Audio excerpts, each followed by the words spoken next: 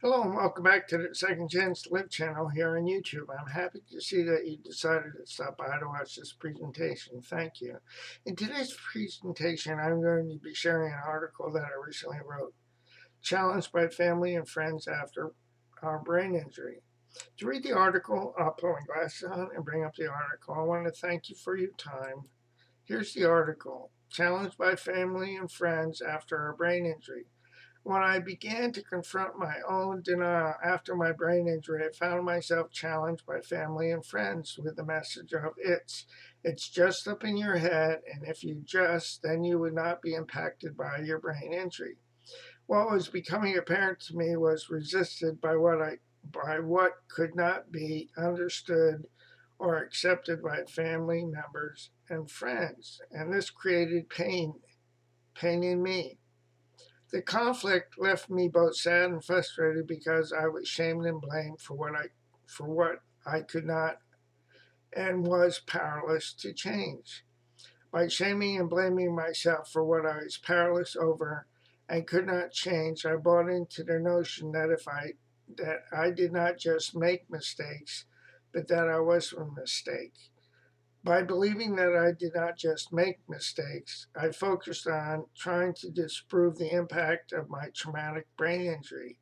As a result, I spent many years trying to disprove the notion of what I was told was all up in my head.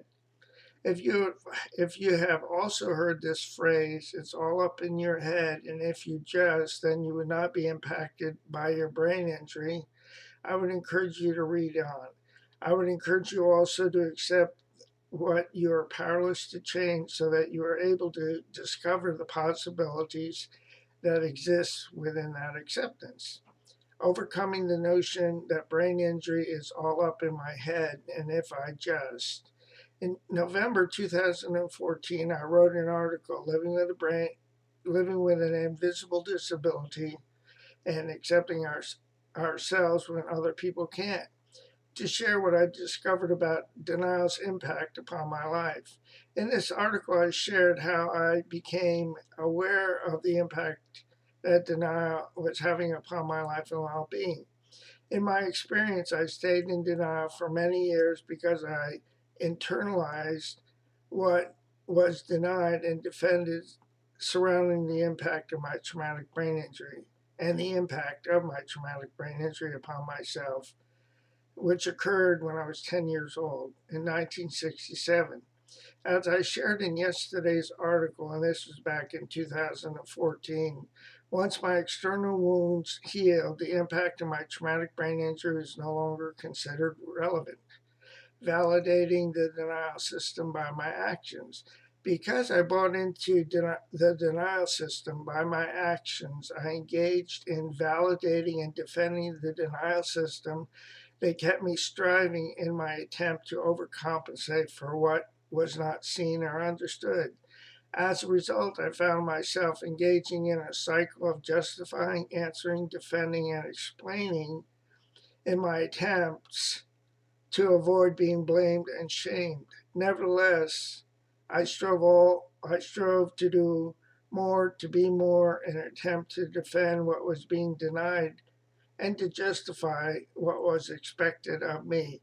This cycle created a lose-lose relationship with denial, myself, and other people that held me captive to a system that promised me freedom but kept me deceived and trapped. Let me explain.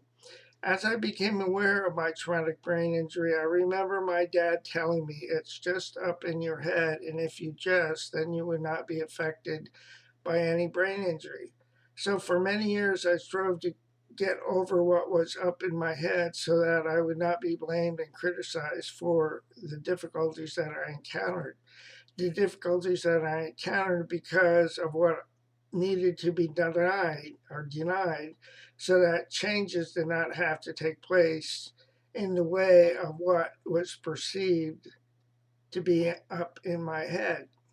Because I bought because I bought into this message, excuse me, I have allergies, that it was all up in my that it was my fault for not getting it right, I strove all the more to overcompensate for what was all up in my head. Florida Department of Vocational Rehabilitation.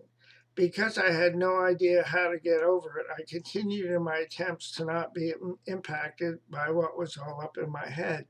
I did so, as I've shared, by striving to compensate for what was being denied. This continued until after being employed by the Florida Department of Vocational Rehabilitation as a master's level rehab counselor. I disclosed to my supervisor that I sustained a brain injury when I was 10 years old, and this was difficult due to difficulties that I was having on the job with the performance as well as interacting with other folks that worked there. My supervisor then disclosed what I shared with her to the DVR manager, who in turn told the DVR, Department of Vocational Rehabilitation District Supervisor. And as a result of this initial disclosure to my supervisor, the decision was made to make me a client of DVR while I was still working as a Department of Vocational Rehabilitation counselor who was on probation. Several months later, I was terminated as a DVR counselor. After becoming a client of Florida DVR, I underwent an EEG and a neuropsychological evaluation. The results revealed how the injury to my brain impacted the difficulties that I encountered throughout my lifetime in educational and work settings. After receiving the results from the EEG and the neuropsychological evaluation, I shared the results with my dad and other family members. My dad then told me that the neuropsychologist who did the neuropsych evaluation did not know what he was talking about, that the findings from the neuropsychological evaluation were wrong. Other family members tended to side with my dad, which led me to continue to believe that the difficulties that I encountered were just up in my head. Consequently, I just needed to get over it to not be affected by the open skull fracture and traumatic brain injury that occurred some 25 years earlier at the time. And as a side or footnote to this, it took me 10 years to get my undergraduate degree and 3.5 years to get my graduate degree. Although I completed the voc rehab process in Florida as a client, there was no suitable job placement. And as a result, I was terminated from that program. For the next 5 years, I continued to buy into the notion that I should be able to get over it and not be affected by what was up in my head. Okay, could no longer deny the impact of my brain injury and invisible disability. The proverbial last straws that broke the camel's back resulted from a series of events that occurred after being recruited to begin a job in North Carolina as a certified rehab counselor doing workers' comp rehab. I was fired from that job 4 months later, had an unsuccessful job search, applied as a client for services to the North Carolina Department of Vocational Rehabilitation, went through their evaluation process and then told that I was unemployable. Shortly after being told that I was unemployable, my third application for SSDI was approved. Continued to struggle with it. Although I had a long history of not being able to work, the Department of Vocational Rehabilitation deeming me to be unemployable, and the Social Security Administration determining that I was disabled, and subsequently having to live on a fixed income. These were the proverbial straws.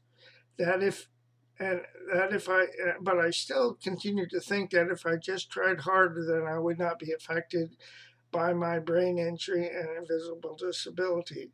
But then I remembered the emotional and spiritual pain that I experienced over the course of 38 years. So, a new beginning. With the emotional and spiritual pain, I finally admitted to myself that I was indeed powerless over what was in my head. With my emotional and spiritual bottom, I realized that I could no longer validate and defend a denial system that held me hostage for many years. I realized that I needed to confront my denial and begin a process of grieving what was up in my head. A grieving process that helped me to realize and accept that I was not making excuses and that I was powerless to change the impact of my traumatic brain injury. Excuse me for the phone. With my awareness, I gained acceptance that gave me the ability to get into action through the power of choice. And the power of choice gave me hope. With this awareness and my acceptance, I began to realize that I needed to let family members and friends believe what they needed to believe. I needed to accept that I needed to let go of the notion of what I thought was all up in my head and that I was making excuses as a result. I needed to change the things that I could to enhance the quality of my life and well being to be able to get on with my life. I needed to stay focused and run my own race. And here's a quote that I like by Zig Ziglar: regardless of your lot in life, you can build something beautiful on it. Avoiding the low. I realized that I needed to guard myself lest I fall back into the denial system that kept me in a lose lose relationship with myself and with other people. I realized that I could no longer attempt to fit into the mold that the denial system wanted me to fit into because of what was in my head. I realized that I needed to break free from that mold to create my own mold because of what was in my head. In the process, I realized that I could learn how to excel beyond the deficits and limitations that resulted because of what was in my head, my brain injury. And here's several quotes that really encouraged me. Everyone is a genius, but if you judge a fish by its ability to climb a tree, it will live its whole life believing that it is stupid. And that's by Albert Einstein. Another quote: I am only one, but still I am one. I cannot do everything, but still I can do something. And because I cannot do everything, I will not refuse to do something I can. That's by Helen Keller. Another quote that I wrote: I realized that I needed to guard myself lest I be lulled back into denial. And another quote: what happens to us is not as important as how we respond to what happens to us. And that's by me, Craig J. Phillips, MRCBA. My encouragement to you: in the event that you have been told by family and friends that it's all up in your head, that you are making excuses, please realize that you're doing the best you can. Stop beating up on yourself, shaming and blaming yourself for what you cannot do. Grieve the impact of what you are no longer able to do or accomplish because of your brain injury, and through acceptance, create your own mold. Discover what works for you and go for it because of what is up in your head, your brain injury. And then I have a poster here, and the line in the poster is: living with limitations can leave you and me believing that we are stupid, but we don't have to fit into anyone's mold. Instead, we can create our own mold. And then at the bottom of this article, I have links to several articles that I've written. The first is a detailed about page that you can click on here in the article, and you can read about my process and journey over the past uh, 54 years coming up in August. I also have a link to an article, Traumatic Brain Injury in the Identified Patient, in which I talk about this, how shame and blame get set up and how we can break free from being the identified patient. And the next link is to resources for ongoing brain injury recovery, empowering the individual, not the brain injury. And those are resources that are available on Second Chance to Live, so you can click the link. I also include links to these particular articles in the description portion of the video presentation. I also created a two-part article and a two-part video presentation in August of 2007. And the article that I wrote is Having an Invisibility, the Consequences of Denying My Reality. And again, that's a two-part article, and there's also a two-part video presentation of the article. So this is the end of the video presentations, or of the video presentation of the article. Before I go, let me encourage you with this. Do not give up on yourself, a loving God, or yourself, because more will be revealed to you in time. The pieces of the puzzle will come together in the correct order and at the right time. I'll say so long for now. God bless both you and your family, and have a great day. Thank you.